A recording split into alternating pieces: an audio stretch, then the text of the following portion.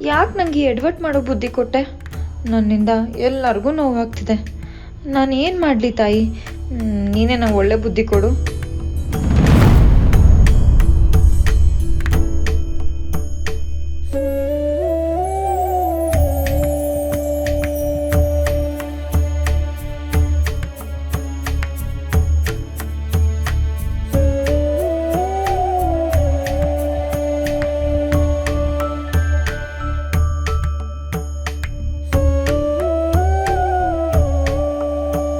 ನೋಡಿ, ಸಂಕಲ್ಪ ಮಾಡಿ ಪೂಜೆ ಮಾಡಿದ್ದೀವಿ.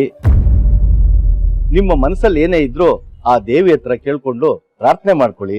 ಆ ದೇವಿ ಪೂರೈಸ್ತಾಳೆ.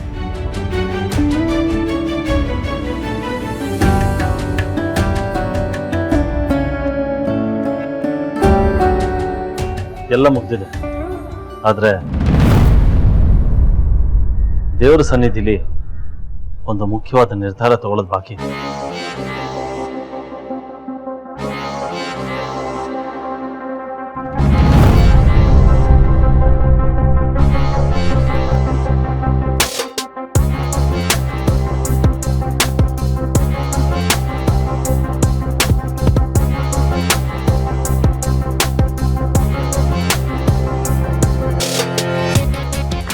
ಜವಾಬ್ದಾರಿ ಇರೋ ಸ್ಥಾನದಲ್ಲಿದ್ದು ಒಂದು ನಿರ್ಧಾರ ತಗೊಳಕ್ಕಾಗಲ್ಲ ಅಂದ್ಮೇಲೆ ಇನ್ನೇನು ಬರುತ್ತೆ ನಿಮಗೆ?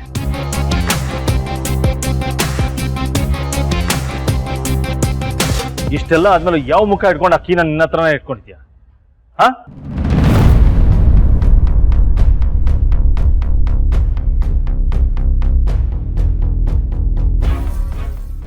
ಅಧಿಕಾರ ಪಡೆಯೋದು ದೊಡ್ಡದಲ್ಲ, ಪಡೆದಿರೋ ಅಧಿಕಾರನ ಕರೆಕ್ಟಾಗಿ ನಿಭಾಯಿಸೋದಿದೆಯಲ್ಲ ಅದು ದೊಡ್ಡದು.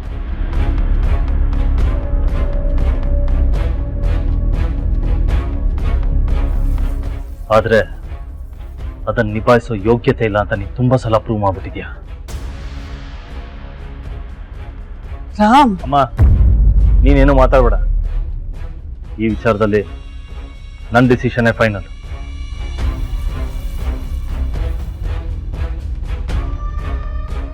ನೀನು ಮಾಡಿದ ಎಡ್ವರ್ಟಿಂದ ಈ ದೇವಸ್ಥಾನದಲ್ಲಿ ಇಷ್ಟು ವರ್ಷ ಕಾಪಾಡ್ಕೊಂಡ್ ಬಂದಿದ್ ನಮ್ಮ ಮನೆ ಮರ್ಯಾದೆ 10 ನಿಮಿಷದಲ್ಲಿ ಹರಾಜಾಗ್ತದೆ.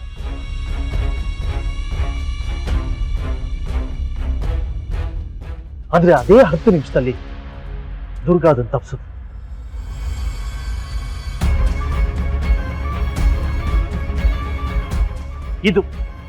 ಇದನ್ನ ಜವಾಬ್ದಾರಿ ಅನ್ನೋದು. ಈಗ ಗೊತ್ತಾಯ್ತಾ ನಾನು ಯಾಕೆ ಮನೆ ಜವಾಬ್ದಾರಿನ ದುರ್ಗಂಗ್ ವಹಿಸಿದ್ದೆ ಅಂತ?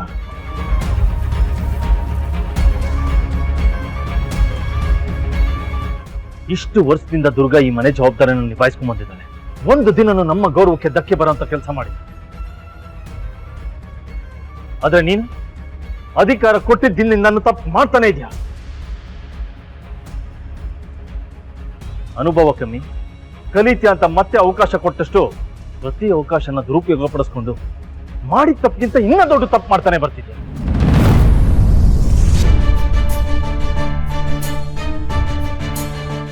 ಇನ್ನ ನಿನ್ನ ಯಾವ ತಪ್ಪುಗಳಿಗೂ ನನ್ನ ಹತ್ರ ಕ್ಷಮೆ ಇಲ್ಲ.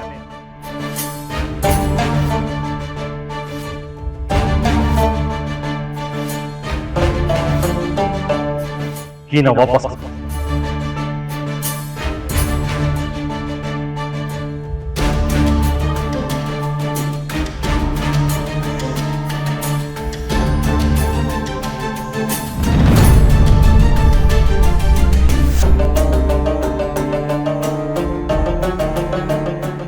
ಇಜಯ್, ದಯವಿಟ್ಟು ಬೇಡ. ಪಾಪ ಅವ್ರ ಮನ್ಸಿಗೂ ಬೇಜಾರಾಗಿರೋದು ನಮ್ಮ ಮನಸ್ಸಿಗೆ, ಅಮ್ಮನ ಮನಸ್ಸಿಗೆ.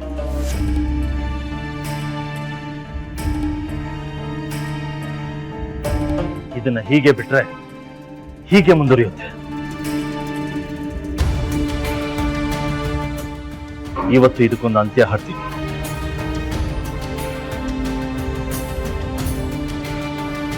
ನೋಡು, ನೀನು ಮಾಡಿರೋ ತಪ್ಪನ್ನ ಸರಿ ಮಾಡಿರೋದು ದುರ್ಗಾ.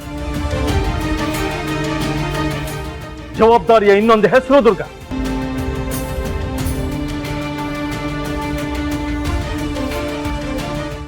ಈ ಮನೆಗೆ ತಕ್ಕ ಸೊಸೆ ದುರ್ಗಾ. ಈ ಮನೆ ಅಧಿಕಾರದ ಚುಕ್ಕಾಣಿ ಹಿಡಿಯೋ ಯೋಗ್ಯತೆ ಇರೋದು ದುರ್ಗ. ಸೊ ನಿನ್ನ ಕೈಯಲ್ಲಿ ಇರುವಂತ ಕೀ ಇರಬೇಕಾಗಿರೋದು ದುರ್ಗನ್ ಕೈಯಲ್ಲಿ.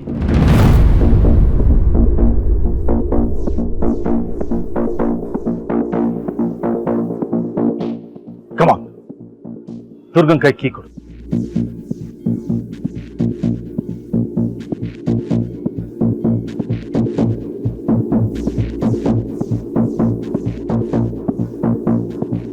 ಕೊಡು.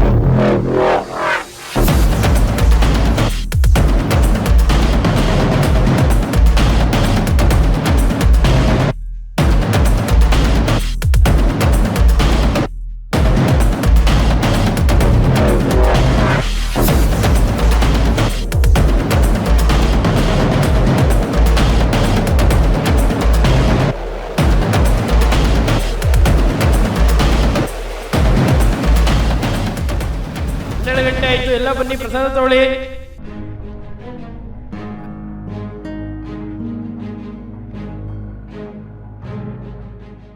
ಕೇವಲ 48 ಗಂಟೆಗಳಲ್ಲಿ ನೀನೇ ಈ ಕೀನ ತಂದು ನನಗೆ ಕೊಡ್ಬೇಕು.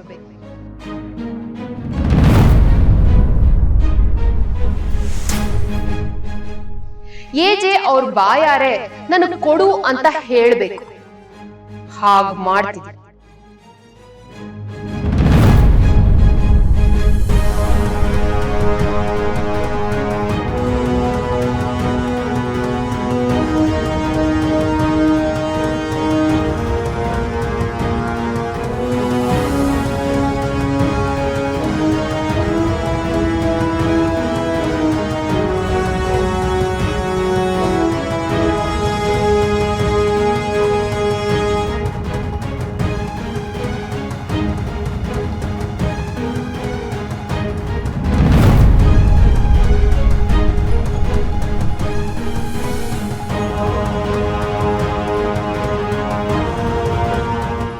ಇನ್ನು ಗ್ಯಾರಂಟಿ ಹಿಟ್ಲರ್ ಕಲ್ಯಾಣ